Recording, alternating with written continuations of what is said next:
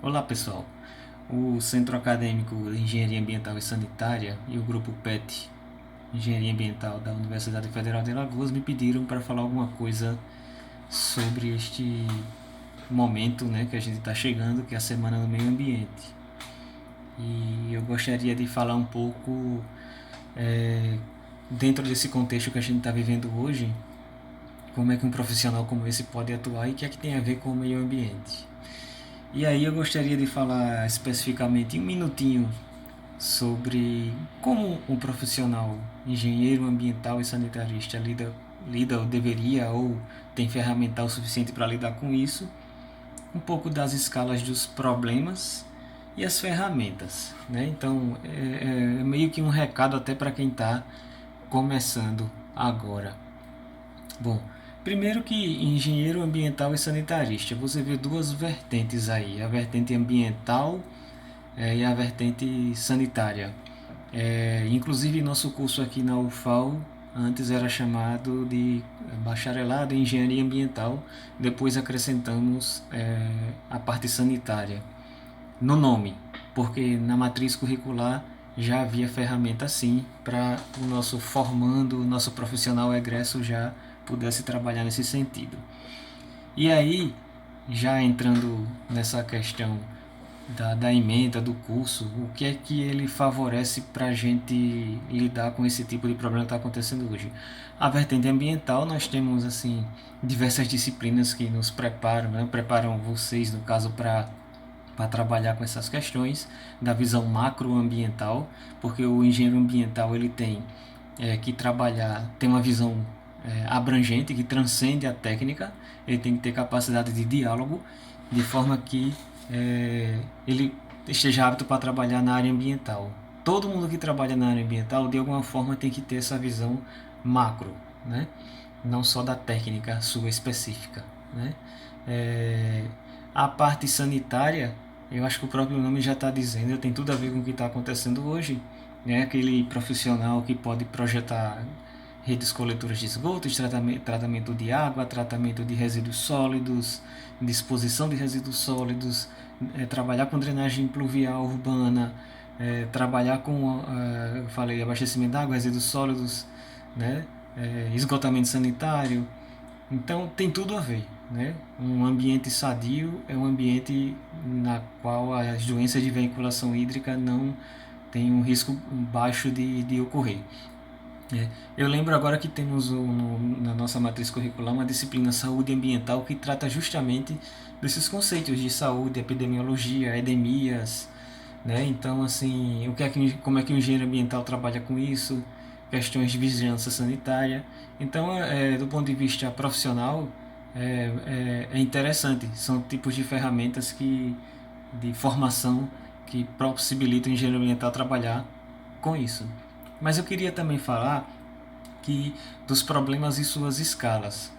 É, o engenheiro ambiental, ele tem a possibilidade de trabalhar em diversas escalas ambientais, da escala de uma residência à escala de um bioma como a Amazônia. Então, partindo da escala de uma residência, né, a gente tem que pensar numa residência onde tenha uma disposição adequada de resíduos sólidos, onde a gente tem que trabalhar a questão do esgotamento sanitário na residência, o abastecimento de água e agora como nunca, né, para higienização.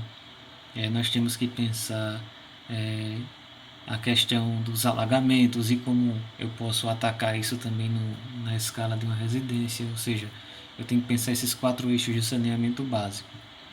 Quando a gente vai para uma escala de cidade, a gente tem que pensar nessas questões de aglomeração, né? A gente tem que pensar em todo o sistema relacionado ao saneamento, a gente tem que pensar na vigilância sanitária, né? A gente tem que pensar em tudo isso, né?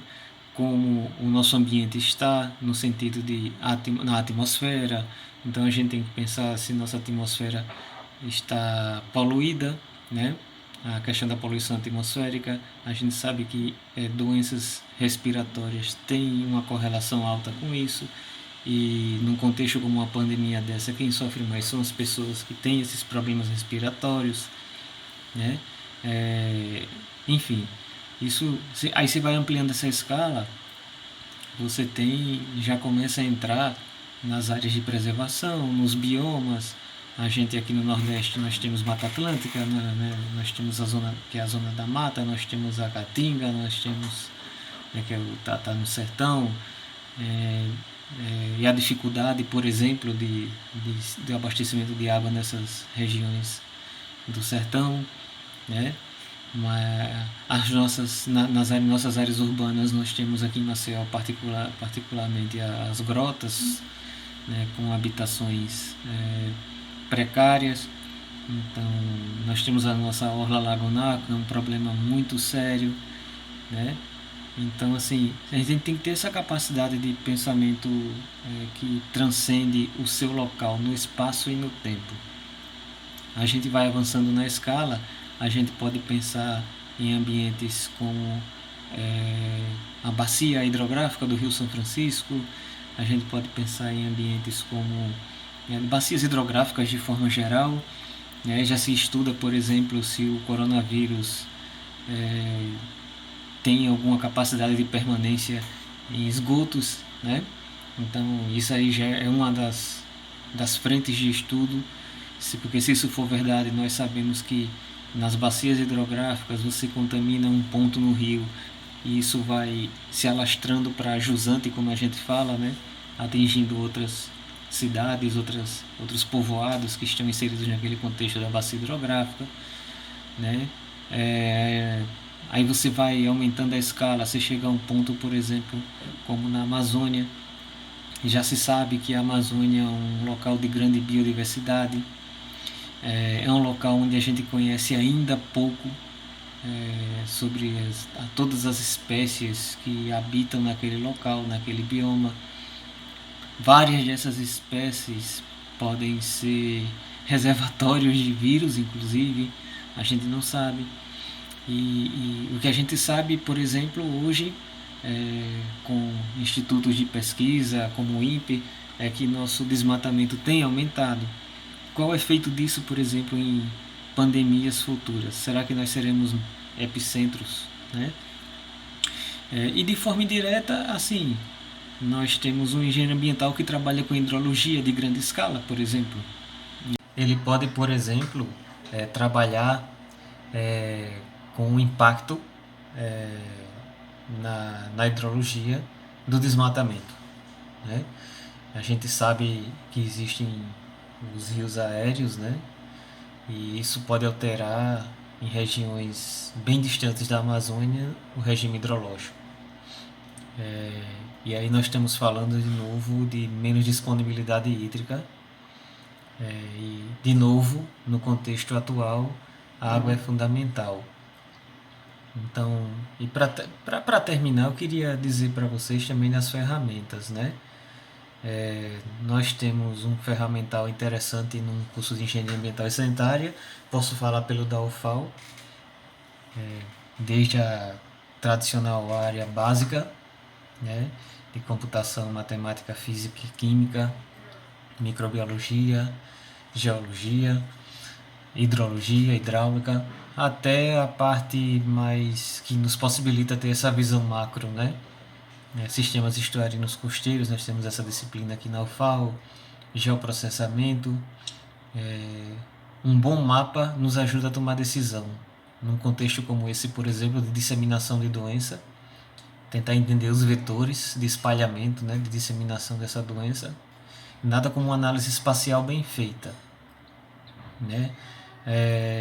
Nós temos também a parte computacional, aprender uma linguagem de programação, aprender a tratar dados. Nada como uma boa análise de dados para tomar decisão numa hora como essa, né? Como a gente saber se o número, como é que a gente pode projetar um número de casos de uma doença daqui a 15 dias? Uma análise de dados contínua, permanente. Nós temos uma disciplina chamada saúde ambiental que trabalha esses conceitos de epidemiologia, controle ambiental, controle de vigilância sanitária.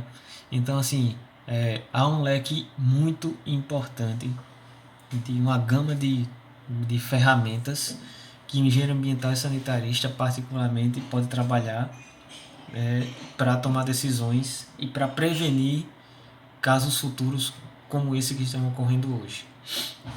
Né? Álcool 70, todo mundo fala muito hoje do álcool 70, mas os laboratórios de saneamento que nossos alunos trabalham tem que ter o álcool 70. Já fiz pesquisa aqui em Maceió que a gente tinha que medir nível de água, velocidade de riachos aqui poluídos, e que a gente tinha que levar o álcool 70 para limpar nossas mãos e parte do equipamento que a gente estava manejando. Então, de certa forma, não é novidade para quem trabalha com o meio ambiente o tal do álcool 70. Né? Então, assim, tem tudo a ver com quem trabalha com o meio ambiente e tudo que estamos passando hoje, e também com a emergência de uma nova maneira de pensar o nosso consumo, como a gente lida com os meios urbanos, como a gente lida com a saúde ambiental urbana, com os nossos biomas, a Caatinga, o Pampa, o Cerrado, né? A Amazônia. Tá? Então, é esse o recado que eu queria deixar. Que vocês que estão começando agora, vocês têm um campo de trabalho imenso pela frente, que a gente agora está num isolamento, num distanciamento social que está até, de certa forma, desanima o aluno que estaria entrando agora na universidade, mas que quando vocês puderem voltar, né, a frequentar nossas salas de aula, e todos nós estamos esperando por isso, vocês vão ver que tudo vai ser recompensador. Então, nessa semana do meio ambiente que se aproxima, é isso que eu quero deixar para vocês. A importância da visão macro, a importância de se aprender ferramentas de análise e a esperança de que a gente vai passar por isso e que vocês vão ter uma recompensa num curso que te dá essa visão macro bonita do meio ambiente e a responsabilidade que teremos pela frente. Cuidem-se e até mais.